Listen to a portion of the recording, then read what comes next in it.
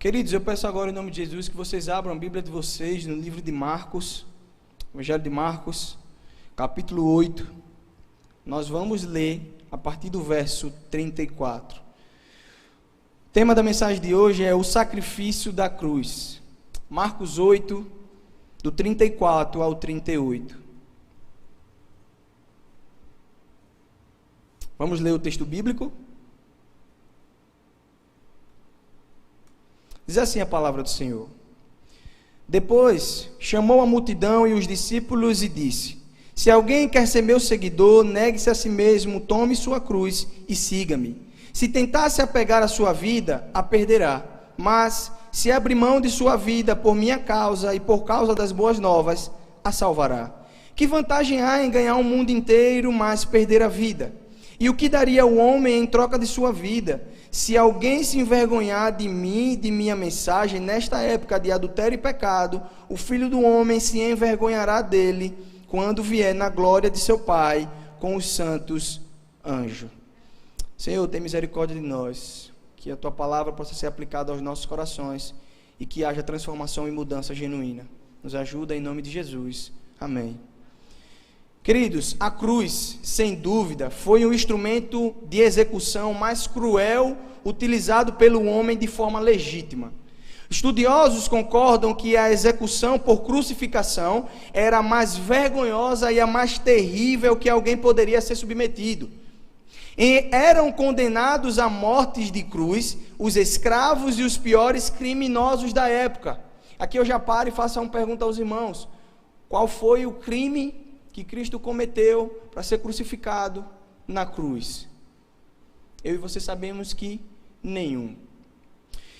Antes de ser crucificado, o condenado era espancado ou violentado com açoites.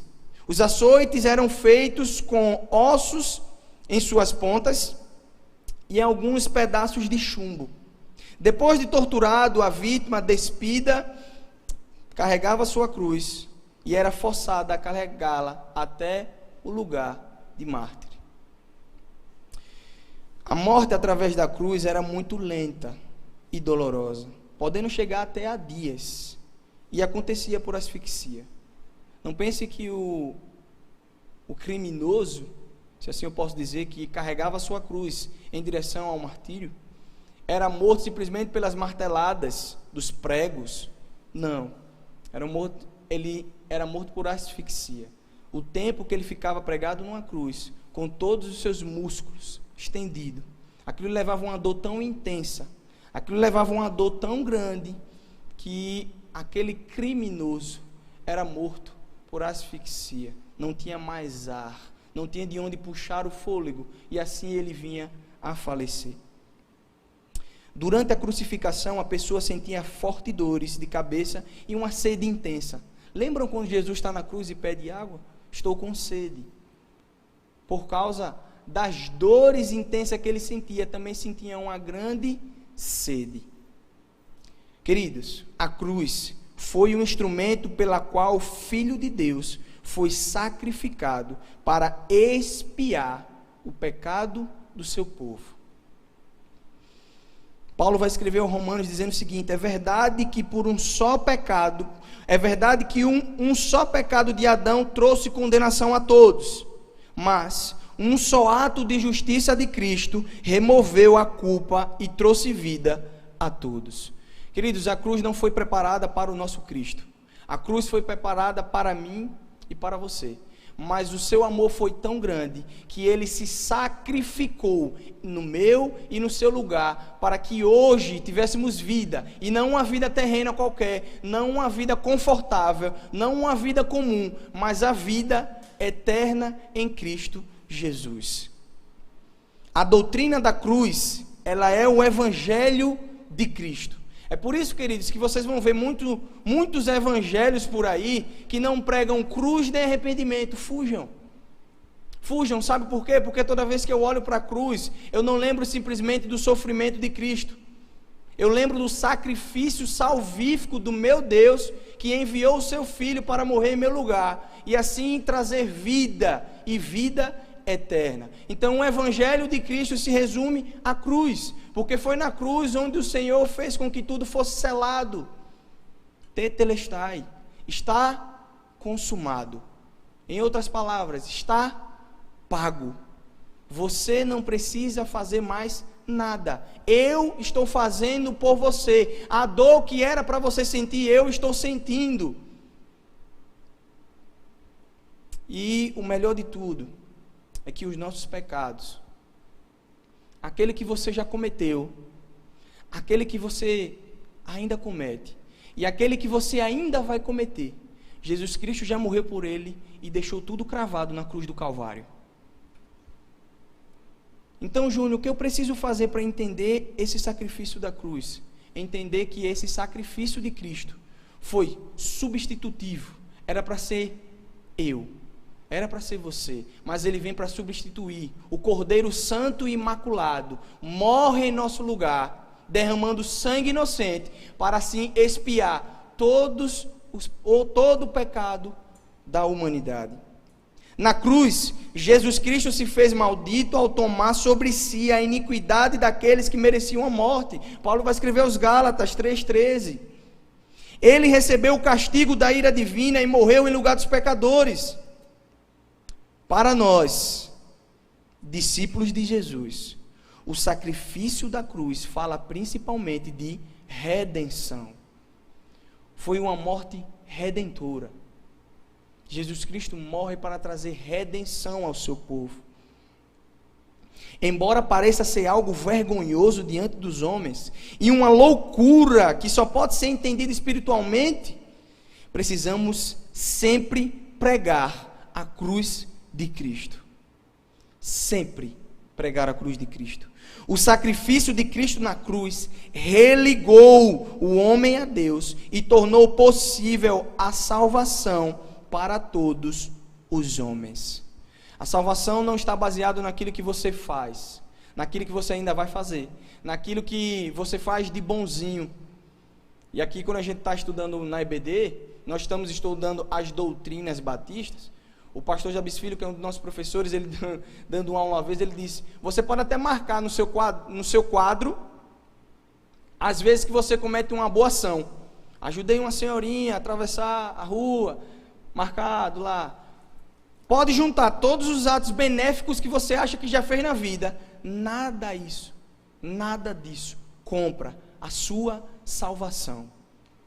O único que tem o poder de trazer você das trevas para a maravilhosa luz é Jesus Cristo, que morreu na cruz por mim e por você.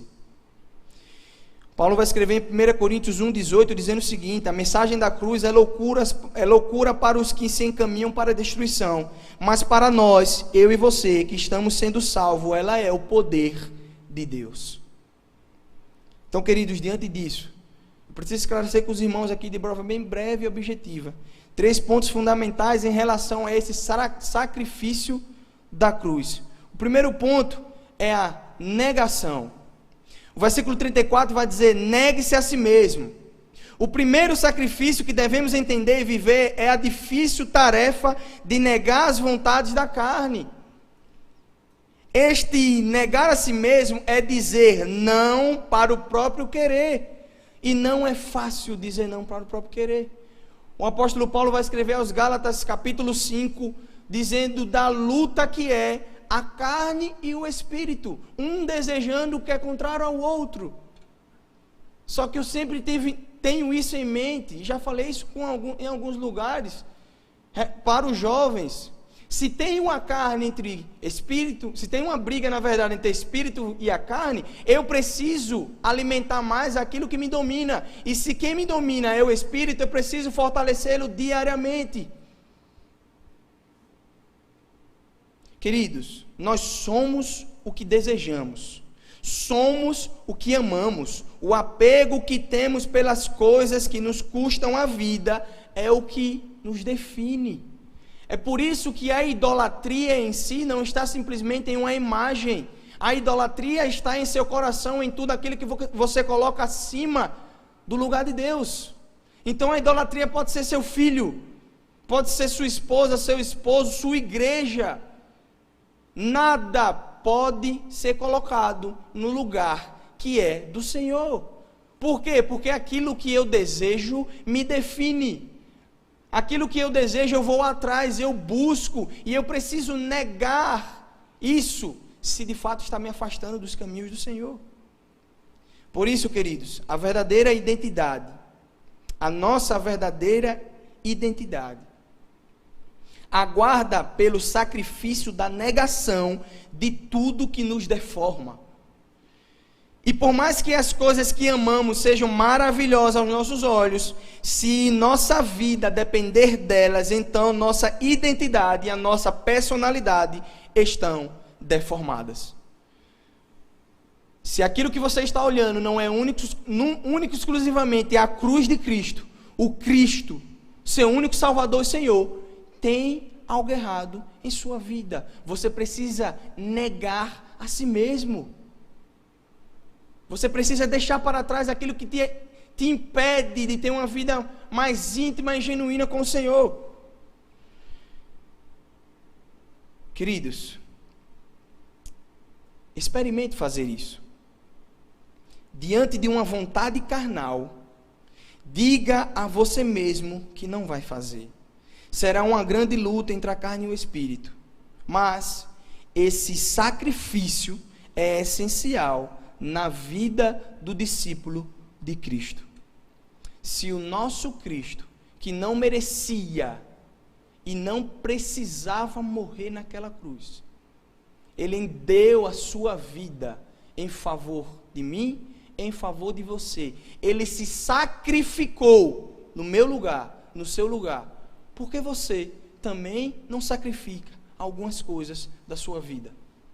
Ah, Júnior, mas é difícil, eu sei. Em nenhum momento o evangelho aqui é pregado de facilidade. O evangelho é pregado de arrependimento, confissão de pecado e salvação através de Cristo Jesus. Esse é o evangelho. No mundo tereis aflições, mas tende bom ânimo. Eu venci o mundo. Assim o nosso Cristo vai dizer. Então, queridos, o primeiro ponto que você deve sacrificar na sua vida é essa negação. Negue aquilo que afasta você de ter uma intimidade genuína com o Senhor. O segundo ponto que eu quero dizer é o seguir. O versículo 34 também, parte B, ele diz: tome a sua cruz e siga-me. O segundo sacrifício representa o discipulado. Quando seguimos Jesus, estamos indo em direção, na mesma direção que Cristo, rumo ao Calvário. Muitos querem seguir pessoas famosas, bem-sucedidas, mas seguir um condenado rumo à crucificação é algo que poucos fariam.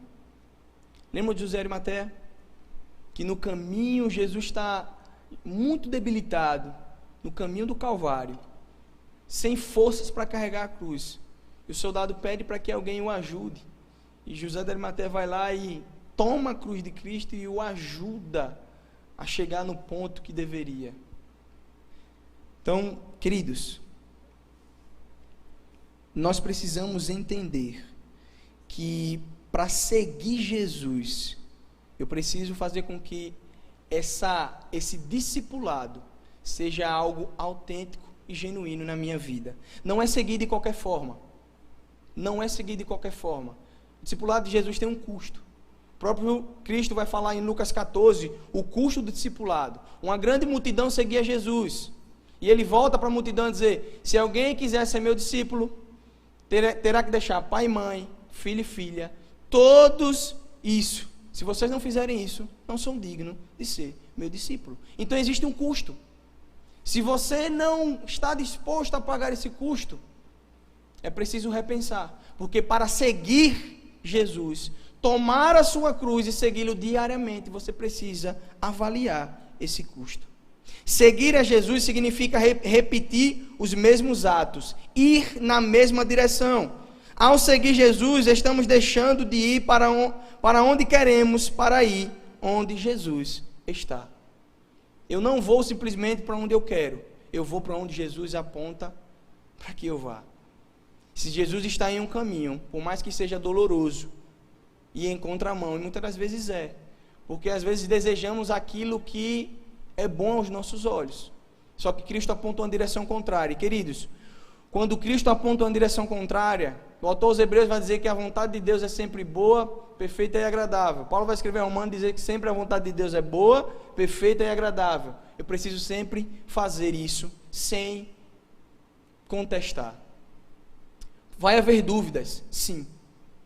Mas o Jesus que apontou para você um caminho, é porque Ele deseja que você siga esse caminho sem contestar.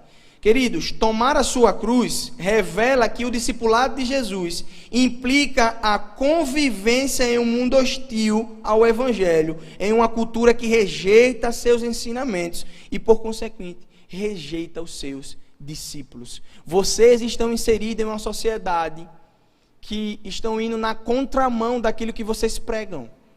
E vocês acham que vão ser bem recebidos por todos? Não.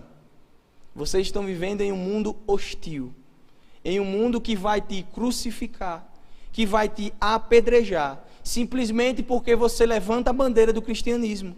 E é isso que é tomar a sua cruz, dia após dia. Não pode deixá-la cair. Então, queridos, não abra mão de seus princípios e de seus valores cristocêntricos. Diante de um mundo que te oferece tudo facilmente, sacrifique seus desejos e suas vontades para viver um discipulado genuíno com o Mestre. Eu preciso seguir os passos do meu Mestre. Existe um livro de um teólogo famoso chamado Tomás de Kempis, que ele escreve A Imitação de Cristo. Esse livro ele aponta para que o discipulado genuíno só ocorre quando eu imito o Mestre. E o nosso Mestre é Cristo Jesus. O discipulado não se encontra em algo que eu me espelho. Não. É algo que eu imito. E imitação é fazer tudo de acordo com o que uma determinada pessoa faz. Então, queridos, o segundo sacrifício que você tem que fazer é o seguir. Sacrifício da cruz é seguir o Mestre. Terceiro e último sacrifício é o perder. Versículo 35 vai dizer: quem perde a vida por causa de mim e do Evangelho, salvá-la. O terceiro sacrifício é um dos mais dolorosos. Estamos acostumados a ganhar e receber. Ninguém gosta de perder. Por isso dói tanto quando passamos pela cruz nas perdas da vida. Dói muito, gente. E estamos passando por um período intenso de perda desde o início do ano passado. Dói perder. Nós devemos sentir a dor do nosso irmão. Se nós não conseguimos sentir a dor do nosso irmão que está do nosso lado todos os domingos, quinta-feira, até mesmo no dia a dia, tem algo errado com o nosso cristianismo. Se o irmão está passando por uma enfermidade, passando por um luto, passando por uma provação, e eu não consigo me compadecer com a dor dele, precisamos rever o nosso cristianismo. É sobre a perda. É preciso perder. Então, queridos, é preciso perder para ganhar. Nós acabamos de ler aqui, antes da música, Filipenses 2, o grande hino teológico, onde o nosso Cristo, Paulo vai narrar aquilo, dizendo que o próprio Cristo se esvaziou de si mesmo, assumiu a posição de servo, humilhou-se, foi obediente até a morte, morte de cruz. Então, queridos, se o nosso Cristo, olhando pela nossa ótica humana, perdeu, se esvaziou, que dirá de mim, que dirá de você? Então, queridos, quando passamos pelo sacrifício da perda, abrindo mão de qualquer coisa em prol da nossa fé em Jesus, esse processo pode até ser doloroso, mas é neste momento que os nossos braços estão abertos para Deus, pois não importa, meus irmãos, atentem para isso aqui, ó. Não importa o que você perdeu, e sim o que você ganhará na ressurreição em Cristo Jesus. O nosso lugar não é aqui. Não vos conformeis com este mundo. A nossa pátria ela é celestial. Estamos aqui apenas de passagem. É por isso que o tema que nós estamos trabalhando na juventude esse ano, no congresso, eu não sei até quando, é influência. Se eu não influenciar a minha volta, aqueles que estão ao meu lado, quem sou eu em Cristo Jesus? Tem algo errado se o seu evangelho não consegue influenciar as pessoas à sua volta. Tem algo errado. Se você não consegue influenciar aqueles que estão na sua família, seus amigos, e eu não estou falando aqui em mudar o estilo de vida, não. Estou falando em viver, de fato, a essência do evangelho. Por quê, Júnior? Porque se para aqueles que estão lá no mundo isso é perder, que nós possamos perder para que no fim ganhemos o quê? A salvação eterna em Cristo Jesus. E isso não tem preço que pague. Nosso Cristo já pagou. Paulo vai escrever em Romanos 8:17, dizendo o seguinte: se somos seus filhos, então somos co-herdeiros e, portanto, se somos seus filhos, então somos herdeiros e, portanto, co-herdeiros com Cristo. Se de fato participamos de seu sofrimento, participaremos também da sua glória. Se nós sofremos agora por causa do evangelho de Cristo, esse sofrimento resultará em glória. Então louvado seja o nome do Senhor em toda e qualquer situação. Por mais que seja uma situação dolorosa e difícil de ser enfrentada, não estou dizendo que é fácil. Principalmente pelo tempo que estamos vivendo. Brasil, o mundo, é doloroso, dói, é difícil. É difícil, recomeçar é difícil. Só que nós temos um Deus, e é somente nele que encontramos força quando não temos mais nada para fazer. Então, queridos, é preciso perder para que você ganhe. E para concluir, eu concluo dizendo o seguinte: a cruz de Cristo deve nos lembrar sempre do seu sacrifício salvífico. A cruz é o símbolo da união do redimido com o Salvador. É dessa forma que Paulo declara: fui crucificado com Cristo, assim já não sou eu quem vivo, mas Cristo vive em mim. Portanto, vivo neste corpo terreno pela fé no Filho de Deus, que me amou e se entregou por mim. Ninguém está dizendo que vai ser fácil. A cruz está lá, mas você precisa sacrificar diariamente aquilo que afasta você de ter um relacionamento genuíno com o Senhor. O nosso Cristo já pagou. Só que agora temos as provações terrenas. E você precisa negar a si mesmo. Você precisa seguir o Mestre. E você precisa perder para ganhar. E o ganho aqui, é bom deixar isso, bom enfatizar isso. O ganho aqui não é um ganho terreno. O ganho aqui não é um ganho financeiro, não é um ganho material, não. O ganho aqui é a salvação em Cristo Jesus. Aquele que perde a sua vida por amor a mim, é o Evangelho, vai salvá-la. E essa salvação ela é eterna. A salvação em Cristo Jesus é eterna. A cruz é a expressão de todo o conceito da obra redentora de Cristo. Dessa forma, a cruz aponta para a realidade da expiação substitutiva que o Filho de Deus realizou para redimir o seu povo. Através do seu sacrifício na cruz, Cristo reconciliou o pecador com Deus. Colossenses 1:20. Através do sacrifício de Cristo na cruz, Ele vai reconciliar o pecador com Deus. Então, queridos, se o nosso Cristo não merecia ser sacrificado, mas Ele sofreu em nosso lugar, porque nós, eu e você, queremos ter uma vida ao seu lado sem sacrifício. Por que exigir uma vida sem sacrifícios, uma vida tranquila, ao lado de um Deus que sofreu em seu lugar o castigo que seria seu? Que possamos a cada dia negar os desejos carnais, seguir sempre os ensinamentos do nosso Mestre e perder tudo aquilo que nos afasta de ter um relacionamento genuíno com o Senhor.